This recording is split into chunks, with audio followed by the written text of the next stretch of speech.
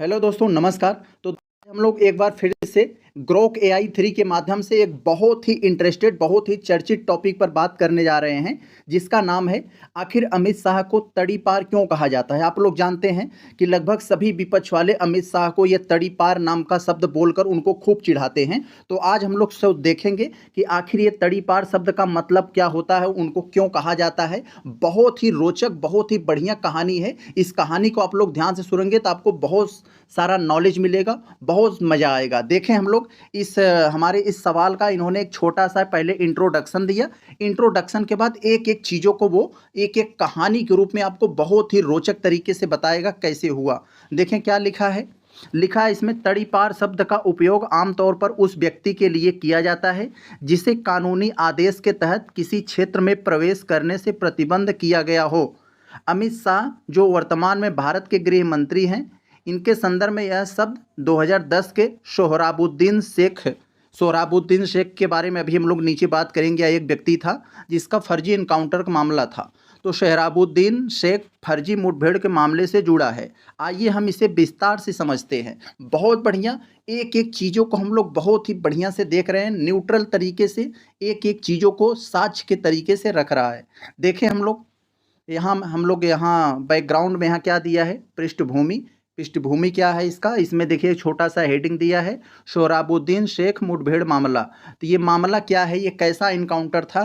देखिए इसमें क्या लिखा है, 2005 में सोहराबुद्दीन शेख, यह एक नाम है व्यक्ति का, जिसे पुलिस ने अपराधी और आतंकवादी गतिविधियों से जुड़ा हुआ माना था। इसकी गुजरात पुलिस के द्वारा एक मुठभेड़ में हत्या कर दी गई थी। बाद में उनकी पत्नी, जिनका नाम कौशर बी भी था, यह भी लापता हो गई और बाद में उनकी भी हत्या की बात सामने आई। इस मामले में यह आरोप लगा कि यह मुठभेड़ फर्जी था और पुलिस ने इसे सुनियोजित तरीके से अंजाम दिया था। यस, देखें इसमें लिखा है अमित शाह की भूमिका इस मामले में। क्या अमित शाह की भूमिका थी? उस समय अमित शाह गुजरात के गृह राज्य मंत्री थे। इस मामले की जांच जब केंद्रीय जांच ब्यूरो यानी सीबीआई को सौंपी गई तो सीबीआई ने आरोप लगाया कि अमित शाह ने इस फर्जी मुठभेड़ को अंजाम देने में महत्वपूर्ण भूमिका निभाई थी। उन पर अपहरण, हत्या और सबूत मिटाने जैसे गंभीर आरोप लगे। ये सीबीआई ने ऐसा कहा था। अब हम लोग आगे देखते हैं, यहाँ उनको ये तड़ीपार नाम का ये शब्द है, ये तड़ीपार क्यों कहा जाता है, ये कैसे शब्द आया। तो इसमें एक छोटी सी हेडिंग है, सुप्रीम कोर्ट का आदेश 2010 में। तो क्या है इसमें, सीबीआई की जांच के दौरान 2010 में अमित शाह को गिरफ्तार किया गया। हालांकि बाद में उन्हें जमानत मिल गई थी, लेकिन सुप्रीम कोर्ट ने यह शर्त रखी कि वह जांच को प्रभावित न करें। इसके लिए उन्हें गुजरात में प्रवेश करने से प्रतिबंधित कर दिया गया। कोर्ट का मानना था कि एक प्रभावशाली नेता और गृह राज्य मंत्री के रूप में उनकी मौजूदगी गुजरात में जांच की निष्पक्षता को प्रभावित कर सकती है।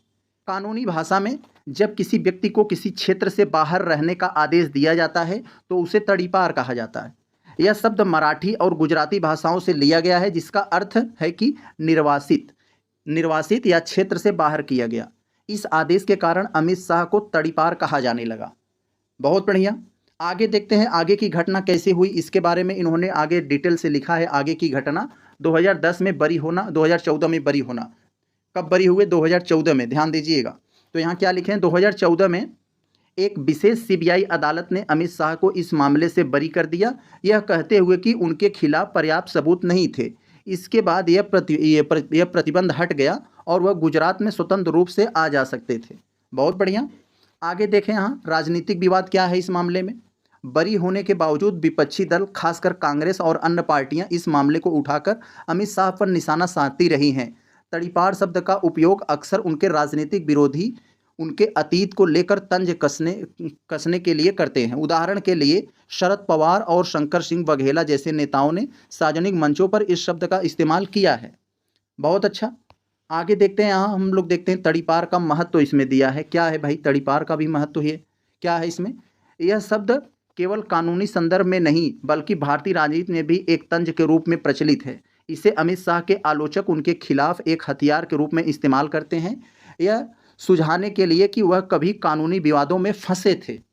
यहाँ पर दूसरे में लिखा है, हालांकि अमित शाह और उनके समर्थक इस बात पर जोर देते हैं कि वह इस मामले की पूरी तरह से निर्दोष साबित हुए हैं और यह मामला राजनीतिक से प्रेरित था।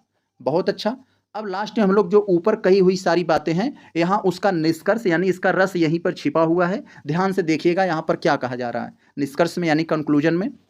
अमित शाह को तड़ीपार इसलिए कहा जाता है क्योंकि 2010 में सोहराबुद्दीन शेख मुठभेड़ मामले की जांच के दौरान सुप्रीम कोर्ट ने उन्हें गुजरात में प्रवेश करने से रोक दिया था। यह प्रतिबंध 2014 में उनके बरी होने तक लागू रहा। हालांकि यह शब्द आज भी उनके राजनीतिक विरोधियों द्वारा उनके अतीत को लेकर हमला करने के लिए इस्तेमाल किया जाता है, जबकि उनके समर्थक इसे एक राजनीतिक साजिश का हिस्सा मानते हैं। बहुत अच्छा। आगे आप लोग दोस्तों किस बात पर सवाल चाहते हैं आप अपना कमेंट्स में करिएगा। हम ग्रोक एआई के माध्यम से डिटेल से आपके सामने रखेंगे, जो भी होगा निष्पक्ष, सरल और सटीक तरीके से रखेंगे। आप कमेंट बॉक्स में जरूर बताएं। नमस्कार।